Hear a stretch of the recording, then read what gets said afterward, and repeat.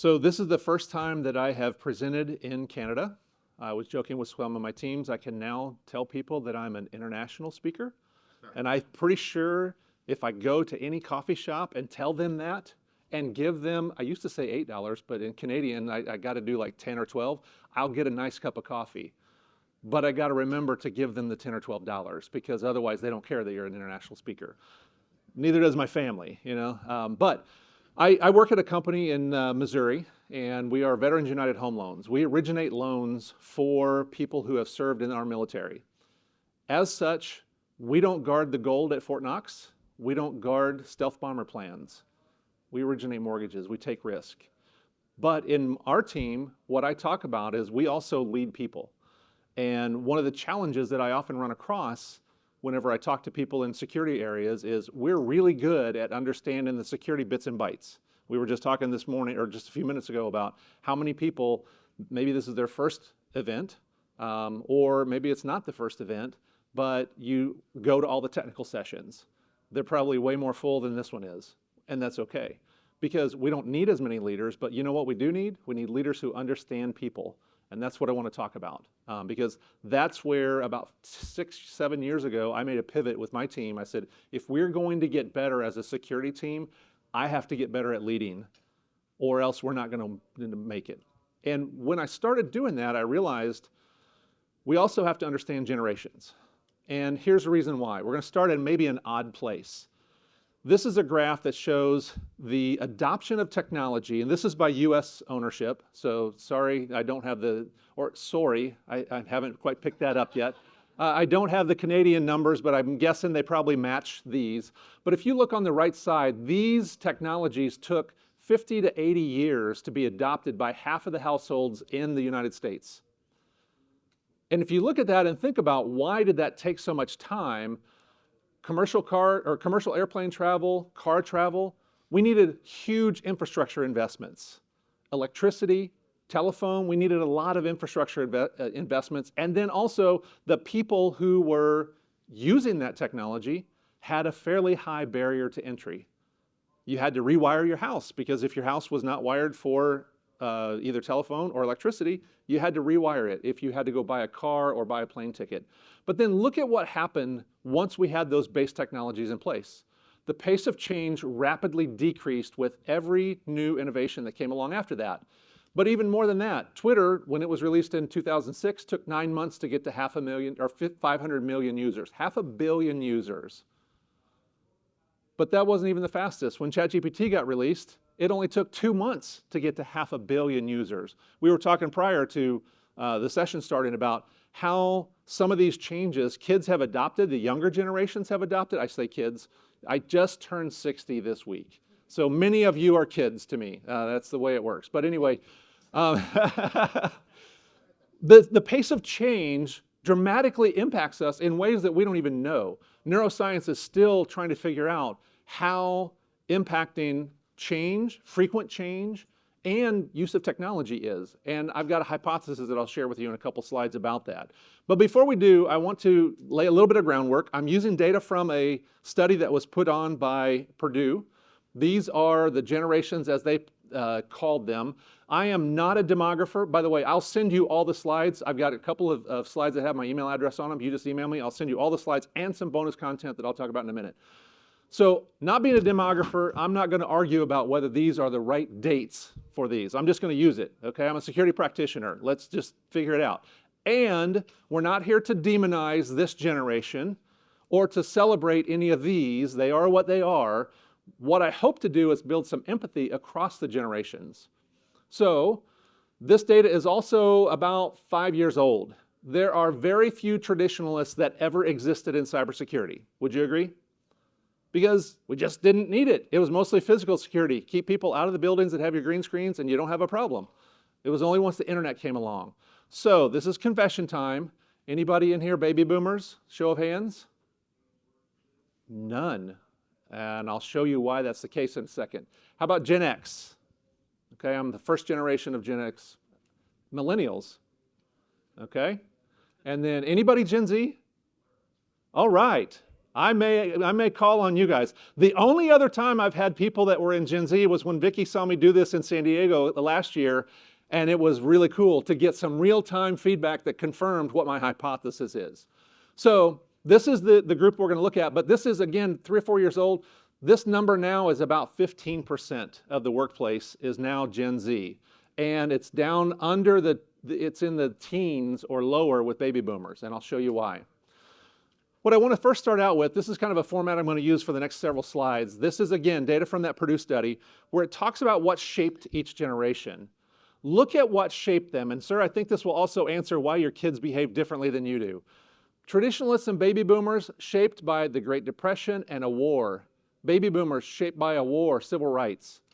Gen X, not so much shaped by a war, although there were a couple of wars in there. Vietnam was there, Korea was there, but the fall of the Berlin Wall and the dot-com boom and the dot-com bust.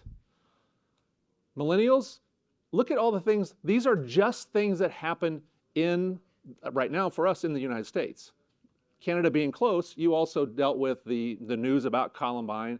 I don't know how 9/11 impacted anybody in Canada, but the internet for sure impacted everybody. But these were all mostly forward-looking. The internet was very forward-looking. These were all just different. And now look at what shapes Gen Z. Life after 9/11, the Great Recession, but access to technology from a really young age. And millennials even are a little bit divided. Any millennials in here play Oregon Trail? Okay. All the other millennials were probably born after the iPhone was invented and released. There are a lot of demographic studies about if you played Oregon Trail, it was because you didn't have an iPhone. I don't know whether that's true or not. We'll see. So my hypothesis is that the worldviews and the use of technology has dramatically changed based on technology use and availability.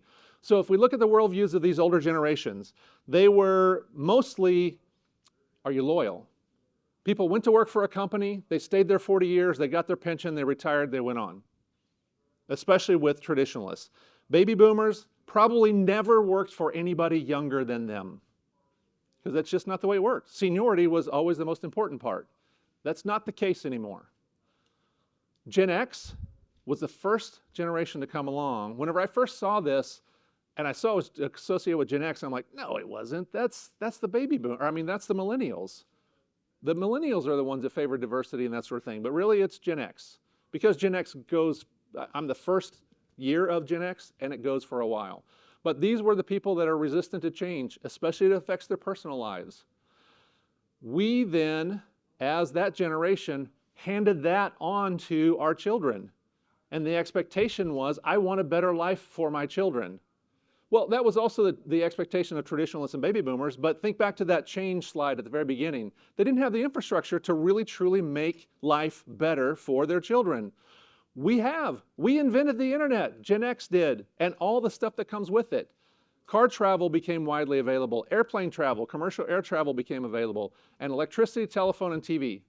Widely available during these generations. This is why traditionalists, if you're riding a horse or you're walking everywhere, you've got a lot of time to think. You got a lot of time to be inventive of your own and to be bored. It was okay to be bored for all three of these generations. You know what generations is not okay to be bored for? These other two. Boredom is a problem here. Millennials, they really sought change. Think about what happens whenever the millennials came of age, junior high, high school, college. Everything in Silicon Valley was booming. Silicon Valley was an enigma from the standpoint of how companies worked prior to it coming along. Silicon Valley was the first place where you could job hop between companies and only change your commute by going to a different high-rise and get a 20 to 40% job or pay increase, and it wasn't seen as bad because the older generations, loyalty was what was important, but not in Silicon Valley whenever these guys were coming up because that was the way to advance. The mechanics about jobs and work changed. Did our leadership change? That's a question we still have to look at.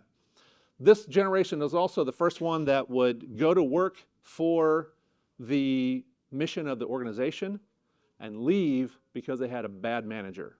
And they became very adept at talking about that and using social media to talk about that. And then along comes Gen Z. Gen Z identifies as self-addicted device addicts. We were talking earlier, they're addicted to the device. They have no idea how it works, no desire to repair it, because how do you replace a battery in an iPhone? You can't SIM swap an iPhone easily because it's an eSIM. But all the old technology, we built computers. We did a lot of stuff where we actually repaired things. But we don't do that anymore. This generation is very much at that point. They really prefer independence and individuality, hence the cry for work for home. But again, what happened when they were in junior high, high school, and college? We shut the world down. They had to pivot and already had to make concessions and say, how am I going to survive college? What does the college experience look like? Now, it blows my mind that we've got 8th-year college students playing sports. Not quite as much as it blows my mind that we're paying them $1 million in NIL money or more, but that's a different topic for a different day. Millennial managers, Gen Z likes to work for you. That may be good for the older generations. It may not be good for millennials. You just got to be ready for that.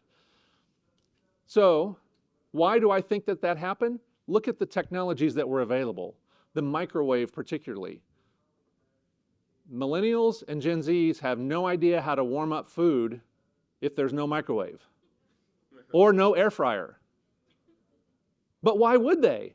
They haven't had to use one. The convenience is there. My hypothesis is when the technology is available, we immediately suck it up, use it, and use it as much as we can. So why would it surprise us that we invented all these things down here and that these younger generations not only use them, they become dependent on them, almost in an addictive sort of way, but they want to integrate that into their life. That should not be surprising to us, and yet sometimes it is.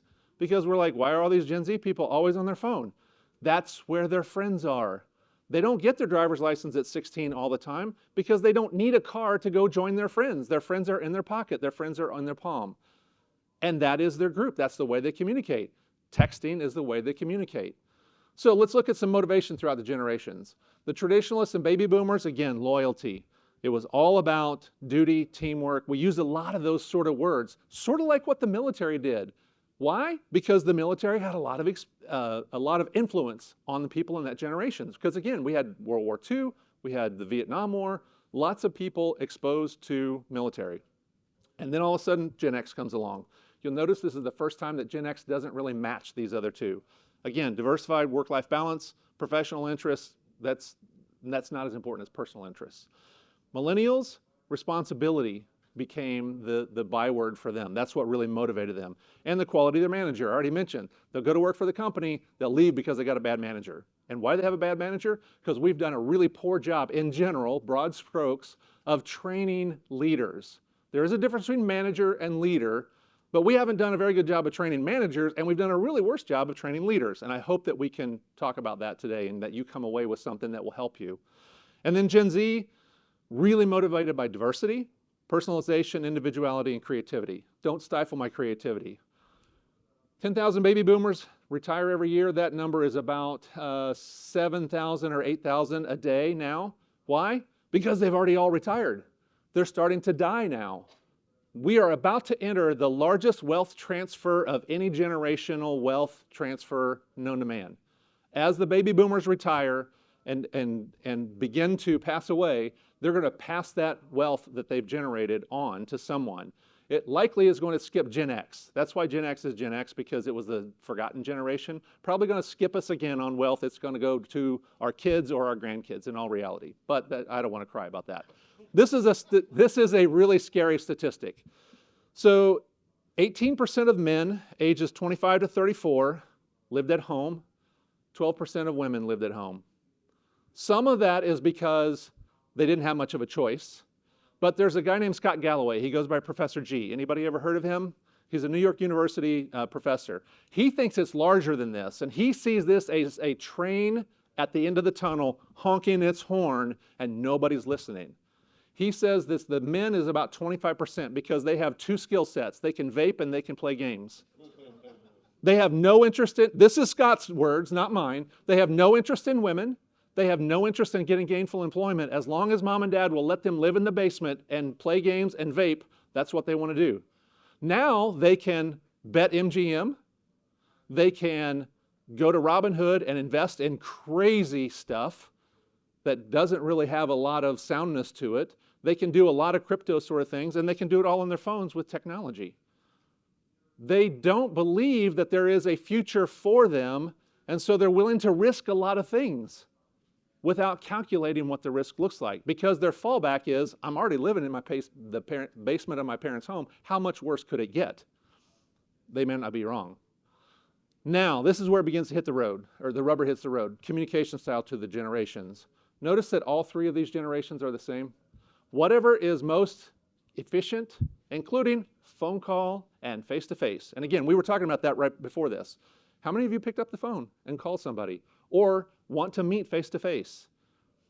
Younger generations do not want to do that. They have not had to do it. Many people in cybersecurity would prefer not to do it because there are a lot of cybersecurity people that would say, I don't like people. Just leave me with my computer. It never talks back to me, it never misbehaves, or if it does, I know how to program it differently. That is largely a result of we have technology that's available to us, or in this case, we did not have the technology. This was the extent of technology for communications media through these groups. In the speaker room, I just saw somebody, this guy had a whole bunch of 3.5-inch floppy disks, some CDs, the real 5.25 and 8-inch floppy disks. We were talking about that generation has changed. And why? Because we have now invented new things where we now store things on different stuff. So much so that people are like, hey, you 3D printed the save icon. No, that's called a 3.5-inch floppy. People are just confused. So why would it surprise us when we invent these things and we have them available that these generations would not say, I'm going to take advantage of that to the fullest extent? Millennials love to use IM, text, and email. Gen Z, hang on to your head, social media, text, and IM. How many of you have a policy that says you cannot use social media at work? Okay, a few people. Mostly in financial services we do. Do any of you have WhatsApp as an official communication media? I can guarantee you got Gen Z folks that are using WhatsApp and they're using whatever other, they're probably using Snapchat, they're using lots of other things as communication sort of tools because they're available. We invented them. Some of them are inventing new ways to communicate. If we're not thinking about this and recognizing that the way that these younger generations communicate is different when they get to us, because trust me, colleges have not changed this. Colleges have tried and they're not being successful right now. These folks largely also never worked prior to graduating from college. Because again, think about, we shut the world down in 2020. All the jobs that were entry-level jobs that Gen Z would have had didn't exist. No food service, no pool, lifeguards, none of the stuff where you get the experience of, hey, this is how we work, and we got rules, and you got to follow them, or you don't get paid. We're seeing a lot of places where Gen Z employees are being fired because they just don't know how to work.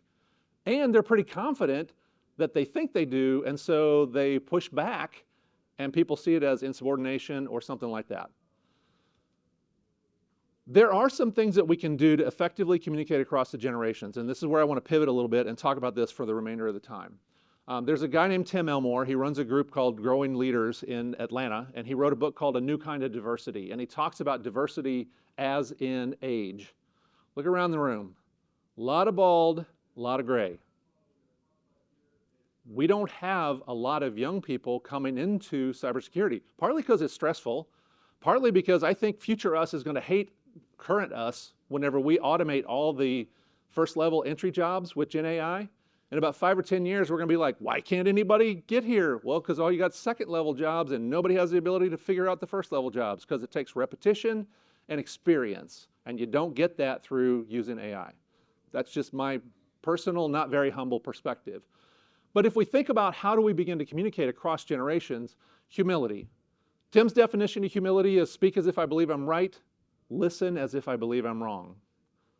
That's a big challenge for us. Not as big as this one, respect. I don't know what it's like in Canada with the way that you communicate and your political system, but if you get any news from the United States, I mean, we shut our government down last night at midnight because we can't get two parties together to think about and have mutual respect.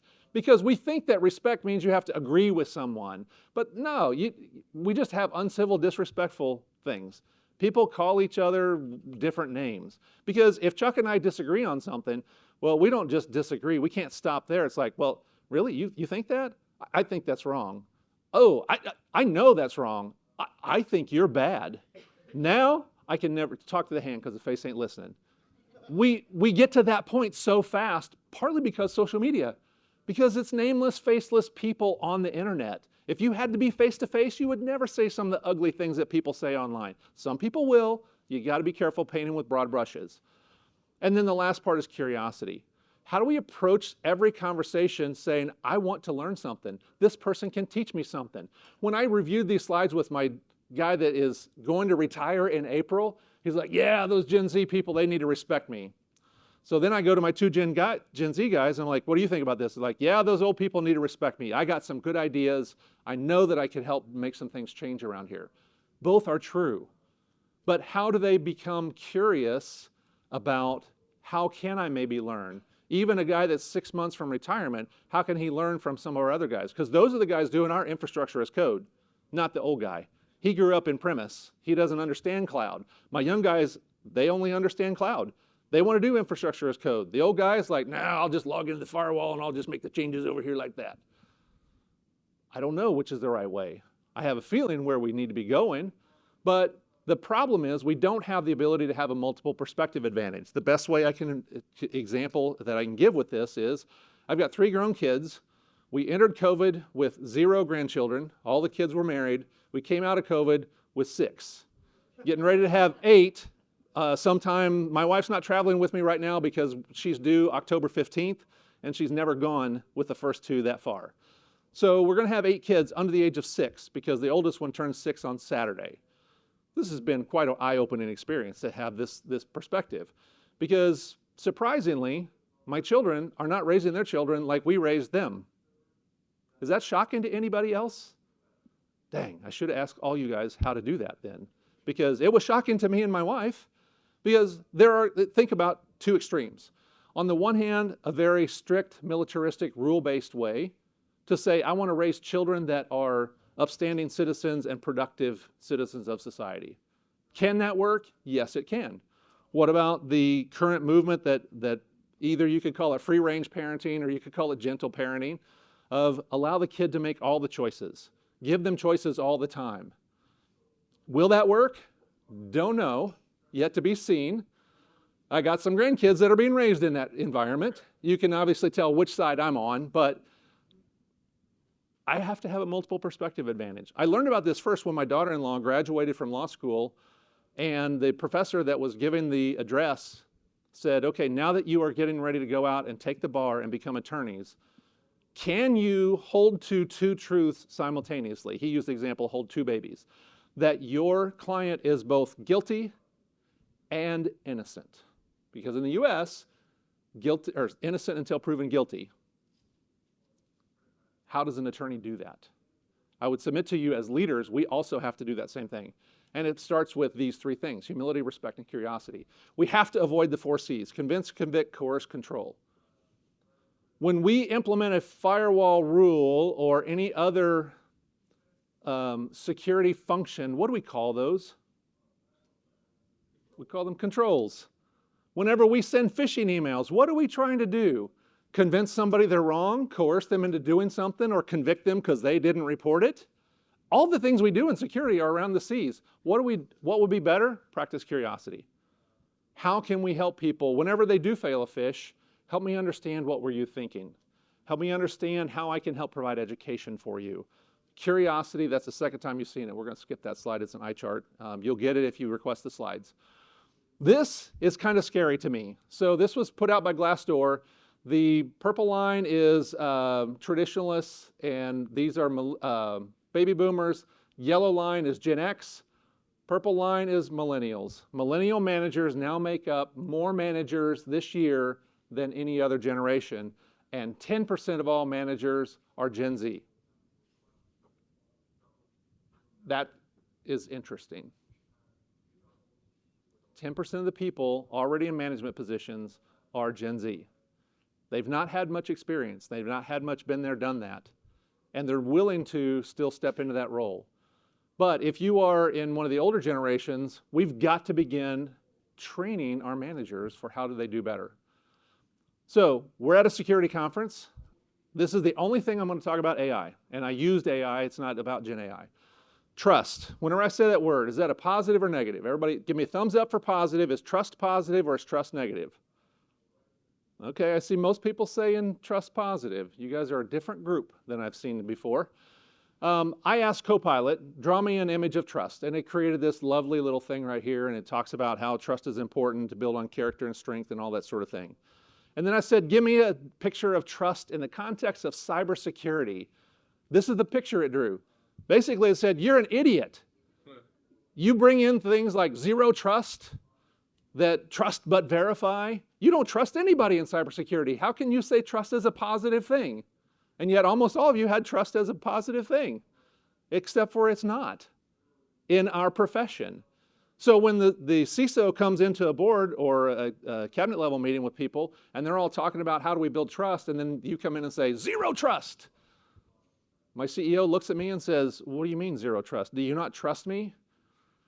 Yes, Nate, that dress does make your butt look fat. I don't know how to answer that. I trust you, but I don't trust the people that are sending you email and what you might do unsuspectingly. Because trust is not static. It can be grown. That's a good thing. How do we grow it and facilitate it within ourselves to where we can trust the people and build a level of trust, not only with our employees, but also so that our employees trust us as leaders? So here's another word, vulnerability. Is vulnerability good or vulnerability bad? Lots of thumbs down on this one. You must have thumbs. All right, one that's I don't know, okay? We all have vulnerability management systems, right? Because vulnerabilities in our systems are bad. So I, again, asked Copilot, draw me an image of vulnerability. Not in the context of cybersecurity, just draw me an image. It believes the same as you guys. Now, why somebody that has hacker gloves on also needs a gas mask and a rescue rope, I have zero idea. But obviously, Copilot believes vulnerability, bad. But in the words, it said, vulnerability refers to the quality or state of being exposed to the possibility of being attacked or harmed, either physically or emotionally. Mostly in cybersecurity, we're software vulnerable. Hey, you got it right. It put us at the priority. But in personal relationships, emotional vulnerability allows for deeper connections. I was at dinner last night with a group of vendors, and the guy was standing there talking to us. He admitted he has 13 kids. I'm like, wow, with one wife, 13 kids. And we were talking about how do you manage that group of kids, you know, and that from that age group from like 29 to 3. And he was like, I am the enforcer. My wife is the empath in the company or in the family. They don't come to me for hugs. They come to me whenever my wife has sent them to me and they need discipline or they need to have something enforced. Many, many, many people in cybersecurity have that perspective. That is where we live. But we need to acknowledge that vulnerability can lead to growth and resilience. And if we don't have resilience among our people, we are really challenged of how do we implement a risk management program? Because non-resilient people only see binary. We're either secure or we're not. There is no gray. If one fish gets through, we might die. Here's the stat I use. Statistically speaking, the end of the world doesn't happen very often. You couldn't prove that by most of my team. If we don't patch this vulnerability, it's going to be the death of us.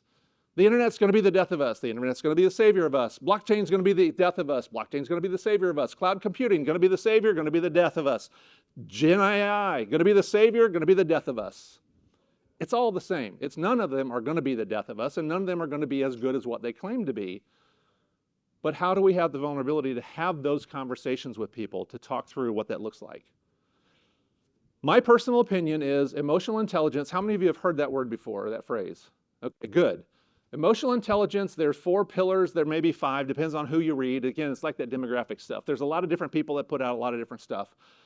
Self-awareness, self-regulation, empathy, social skills. In my opinion, it requires trust and vulnerability. And Copilot showed us that we're not very good at vulnerability as a society, and particularly in our profession, we don't deal with vulnerability well. My opinion is this is the most lacking skill set for people to move into people leadership, particularly for technologists.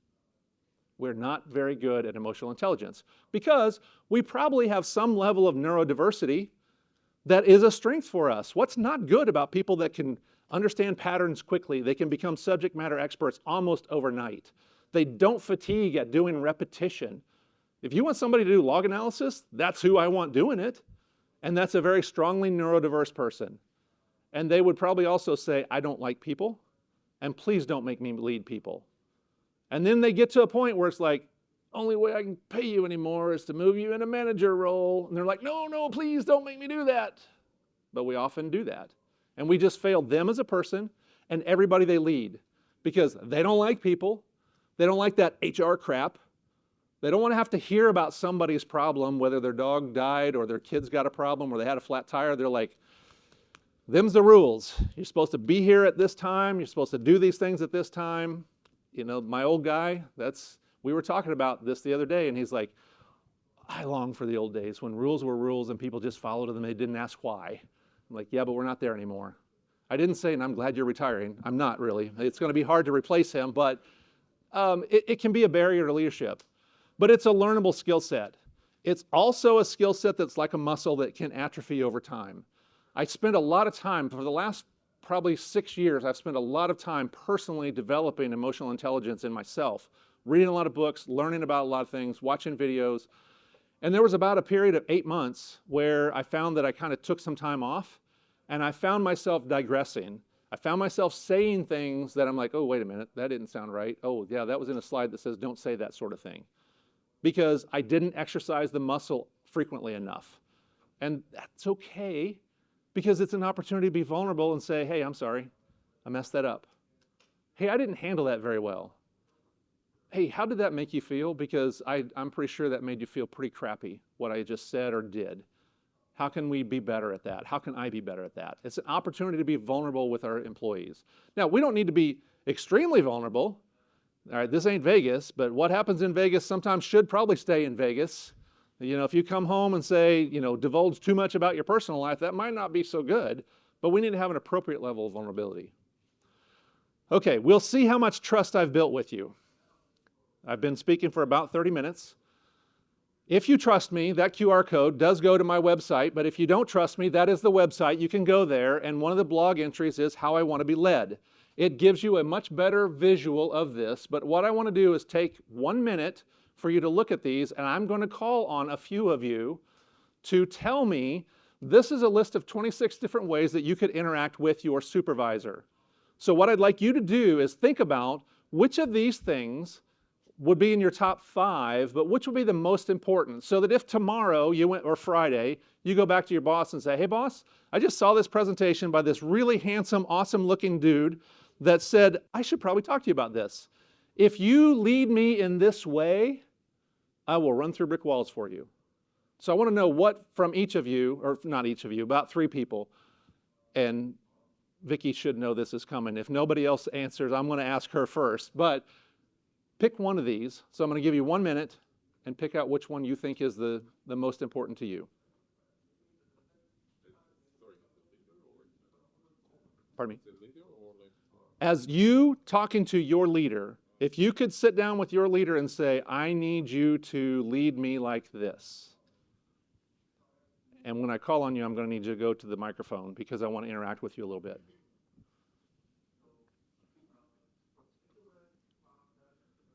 Got about 30 seconds. This is the bonus material I'll send you in a nicely formatted PDF if you send me an email. And there's my email address, by the way.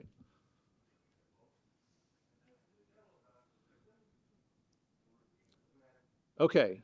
Do I have any brave volunteers that would say, I would love to talk about it? Chuck, would you mind going to the microphone and... See, he's also the speaker guy here, so he should know that. For me, it's communicate well. Communicate well. Okay, Chuck, there's a lot of different ways we can communicate. We saw on the slide, is it written communication, oral communication? Help me know more about that.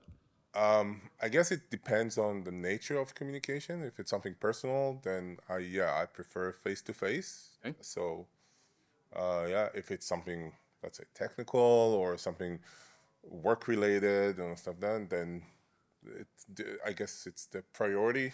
Okay. You know, like I don't mind getting an email if it's not urgent. Text if it's more urgent or something like that. It really depends. So communicate, and also for sure communicate urgent things is what I'm hearing you say. Things that Yeah. could negatively impact you. Communicate again. Everything. Like Okay. for me, it's more important to communicate whatever it is. Communicate, so I'll be aware. Okay. I'll be able to communicate something back, and you need to be open to accepting it or not accepting it or whatever. And again, the method is like whatever is comfortable and relevant to that. Okay. Thank you, Chuck. Did you also notice he said communicate and be willing to hear feedback? Often as leaders, we're in the one-way communication mode, especially during annual review time. We're telling the person how they did, and we're not listening to how did we do, because we don't know how we're supposed to do. Thank you very much. Anybody else? Yes, ma'am. Explain the bigger picture. Okay, explain the bigger picture. Help me understand, are you meaning bigger picture about what we're doing cybersecurity-wise, as what the company is doing? Which of those? How my work relates to kind of the organization and the kind of the direction we're going. Okay, so how Impact of work. the job that you do is impacting the way the company's going and maybe the customer or the bottom line? Yep. Help make your job relevant and connect you to the purpose of the Bigger company? picture. Yep, yep. Okay, great. And empower me is the next one that it appealed to me. Okay, and why empower me? What does that look like? Enabling me to do what I need to do on the job. Okay. I think it's super important for any manager to be able to recognize that and kind of apply it. How would I know I'm being successful at empowering you? What's something tangible that I can look for? I think just a straight feedback that I would give to say, you know, I feel empowered. Okay. That would be kind of. So would it be okay if from time to time I ask you, are you feeling empowered in right now or in this certain scenario? I think feedback from the manager comes in, you know, generally speaking, in the form of a employee survey. Okay. And oftentimes this is a question that you'd see there. Yeah. Okay, great. Thank you. I got time for one more. Anybody else? Yes, sir.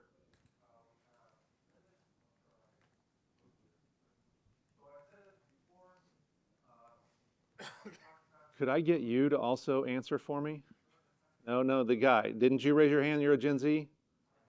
I think you did, didn't you? What, no, okay, yes. Would you mind sharing after him? Okay, please. So there's two that kind of tie hand in hand. The first one for me, the most important, I want open and honest feedback, Okay, but I want it communicated well. And I want it from my manager, from my leaders, and I want it from my team. okay. For your team or from your team? From my team. From your team, okay. How would we go about building enough trust and vulnerability within your team so that they feel like they have the emotional safety and the psychological safety to give you that feedback? That's the challenge. Because in a lot of cases, they've been exposed to so many quote unquote bad managers that when they do try to give feedback, they get chastised for it, right? So opening up that line of communication, making sure that you have a safe space that they can communicate with you with, that's important to me. Psychological safety is one of the most important things for younger generations. That slide that was all the words that was on it that I skipped, that's one of the things that's in there. Younger generations want the psychologically safe place to be able to express their open and honest communication that may be kind of raw and it may not be something that you want to hear. But they need to be able to express that anyway without fear of reprisal. Reprisal could be, I'm firing you on the spot. It could just be, now, all right, you're going to get all the crap assignments. You're never going to get a chance to move up. They don't want that. That's where they will leave because I would submit to you that's probably being a bad leader, being a bad manager, because I'm not communicating the why. I'm not willing to be open and honest with them either. Thank you, sir. Thank you. One more.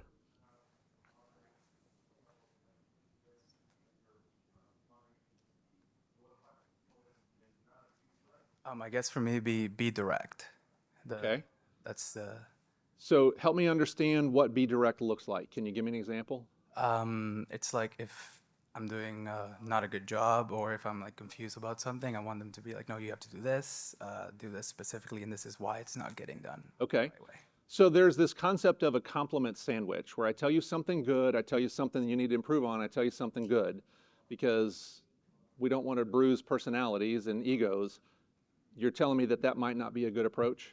No, for me, just like I want to get to the point. You want just the meat of it. Yeah. Because also, younger generations, 2 out of 3 ain't bad. But that's not a younger generation song. All right? Meatloaf sang that song way long time ago. But that's what happens if you give a compliment, what you really want to say. I'm glad to hear you say that. It doesn't surprise me. Younger generations want that directness. But you know who also wants it? The older generations. Just didn't know how to ask for it. And often it came feeling like a 2-by-4 delivered upside the head. And then whatever message is tattooed on my forehead, but all I know is the 2-by-4 hurt really bad. And until I get over the smarting of that 2-by-4 delivery, I can't hear the message. So I like that idea of be direct. Thank you for that example. Thank you. Hopefully what you heard was every time somebody told me something, I asked for more detail, more clarity, and how would that work for them? Because 2 people could tell me communicate well and mean 2 really different things. Because we had 2 people here say communicate well, but it was also associated with something different. This is just a way, this is original content. You can take it, well, like I said, ask me, send me an email and I'll send you a PDF of this. Please use it with your teams. I don't care. This is my only original content out of this whole thing. Everything else I got from books somewhere, and some of them I've even told you about. But I've used this about every 18 months with my existing employees, where I sit down and say, okay, it's been 18 months. Hopefully you've matured. Hopefully I've matured. The job may have changed. What's changed here? Let's talk about how I can be sure I'm leading you in the best way possible. My father-in-law was a football coach at the high school level, and I saw kids literally puking on the football field because he told them to go do something, and they were going to do it or bust a gut. He had that ability to figure out what was important to them. I saw Nick Saban talk about this in an interview of, he's like, I want to hear the kids that come to play at Alabama either tell me I want to go to college, or I want to graduate college and get a high-paying job, or I want to go to the NFL. Because now I can put everything in their context of what's important to them. That's essentially what this is.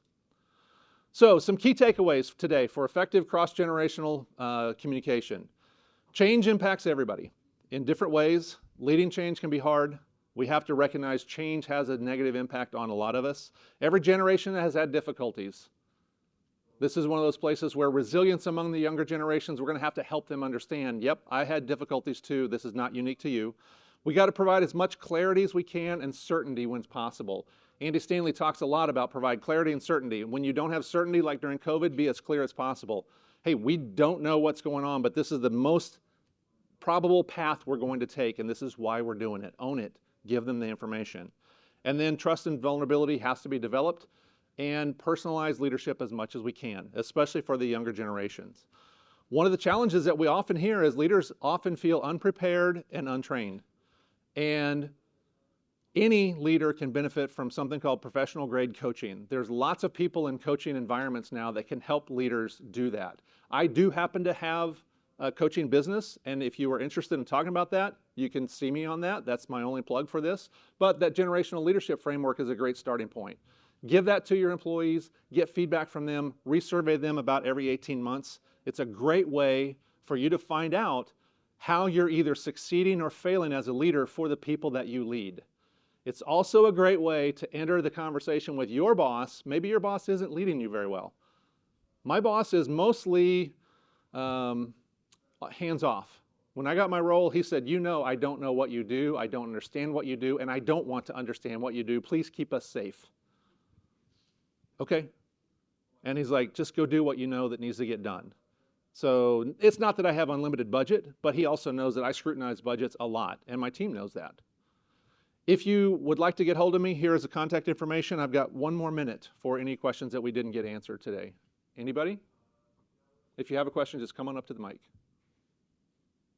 I appreciate the 4 or 5 people that were willing to share. Thank you very much. That's always a scary thing, to get up and actually speak into a microphone. So thank you. I'll be around the rest of the time. What I found is people will often come up and ask me questions. It's easy for me to see. Canadians are all like uniformly about one height, except for Chuck and I. We're the only people that are like up here. So I'm easy to find. So please come and find me. Thank you.